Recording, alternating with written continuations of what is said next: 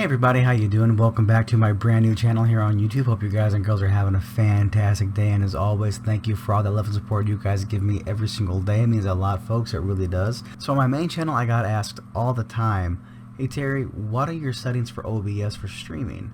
And how can I make my streams look a little bit better?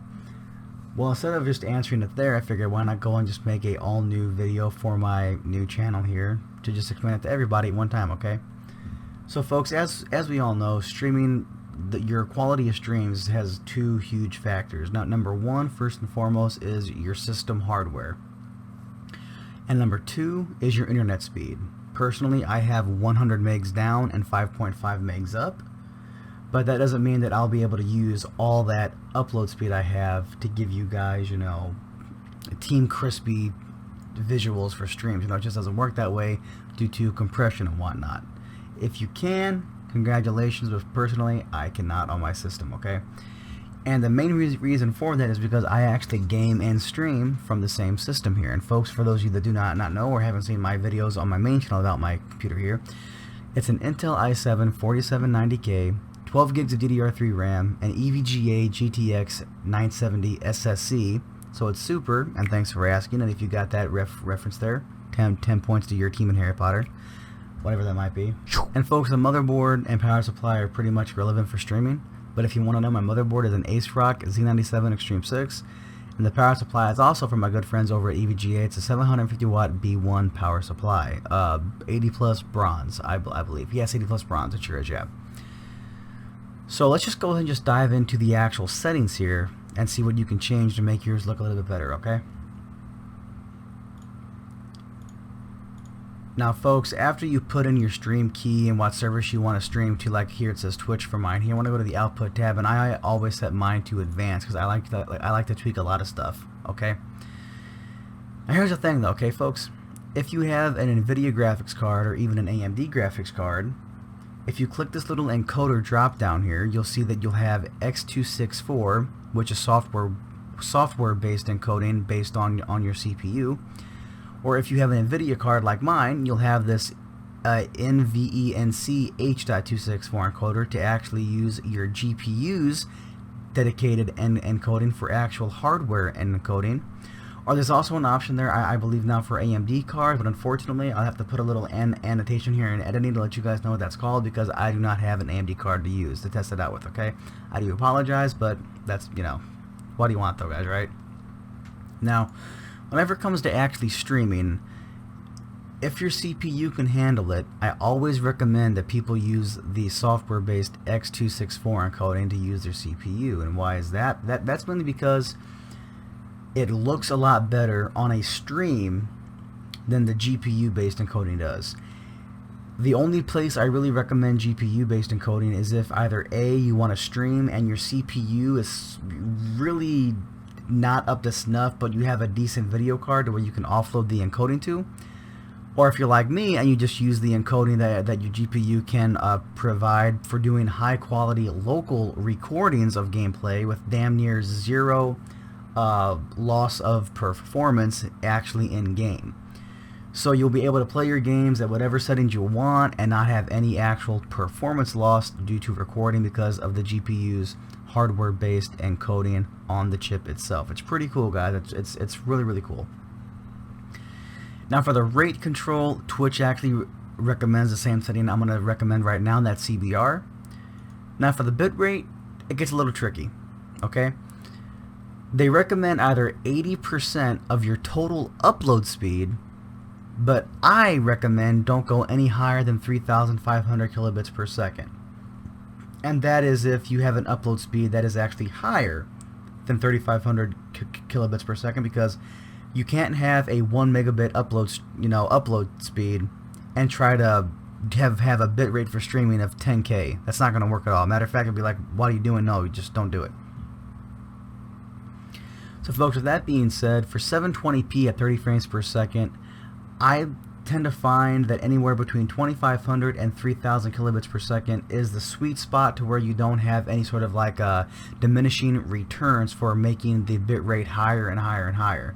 And what's the issue with having the bitrate higher and higher and higher? If you're saying, well, if the bitrate is higher, it's going to look better. And yes, that is technically true, But what's bad about having a really, really high bit rate is that, let's say if somebody's trying to watch your stream on a not as quick as a internet connection, like let's say, you know, 2 or 3 down and 500 kilobits per second up, they're going to have a lot of trouble watching your internet, watching your stream, I should say. Excuse me, please. Excuse me. Than somebody with, like what I have, again, 100 down and 5 up, or just a lot quicker than theirs, as you know. Because they're going to have a lot of problems with buffering, the stream cutting out, loading. They might have to refresh the page 3 or 4 times to get a new connection to your stream and whatnot. It's just not good for anybody. And the way I see it is this here, folks. Would you rather have a wider audience with a stream that's, you know, able to be viewed by a lot of different people with a lot of different internet connection speeds? Or just those select few that actually are fortunate enough to have the really, really quick stuff? You know what I mean? So just take that there for what you will, okay? Now, again, Twitch also recommends a keyframe interval of 2, so that's what I actually also recommend as well. Now, the CPU usage here is where it gets kind of tricky, okay? Because people think, oh, well, ultra fast is probably better, so I'm going to go and do like that there. Well, if your CPU can handle it, like mine can, I always recommend to keep it at very fast, especially if you are streaming from the same system you are gaming from, you know what I mean? Like, again, what I do here with my main PC here. I stream and game at the same time from the same PC. And I found that the default very fast preset is A, not a big load on my CPU, and B, makes the stream look pretty dang good. Could I probably go for a slower preset to offer up more CPU cycles for decoding to make it look better?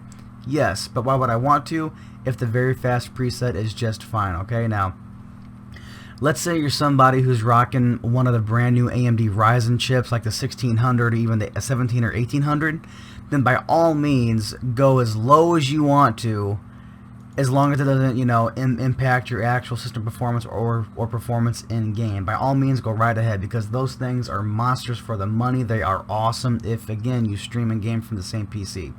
Or if you have an Intel i7 5000 series, 6000 series, you know, like the 6 and 8 cores, then by all means, go right ahead and crank that thing as slow as you want to, you know. But again, as long as it doesn't impact overall system performance or in-game performance as well, you know.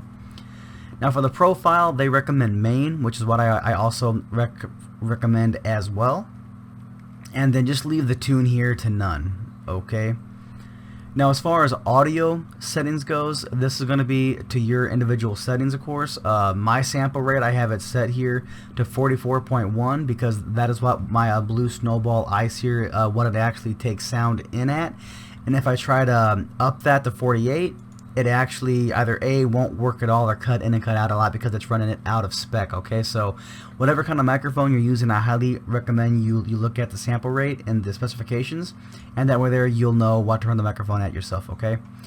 Now if you want to go back up here to output and go to audio, normally I recommend taking this stuff up as high as you possibly can. But if you do, that's just more data your system's got to put out. So if your system can handle it, then by all means go right ahead and bump this thing up to 320 for the bit rate like I have here, or just keep it at the stock 160 as well if you would like as well. Personally, I can't really tell a big difference between the sound quality between 160 and 320, but maybe that's just my ears, so take that for what you will, okay? And folks, in my personal opinion, I do not believe it's really worth streaming at 1080p, especially if you're not partnered. So what I do is I actually take my 1080p stuff here and I downscale it back to 720p at 30 frames per second with a little sharpening filter, okay? And the way you do that, folks, is right here in the video setting at the output scaled resolution. Just take that from the whatever default resolution you have and just click that right there to 1280 by 720.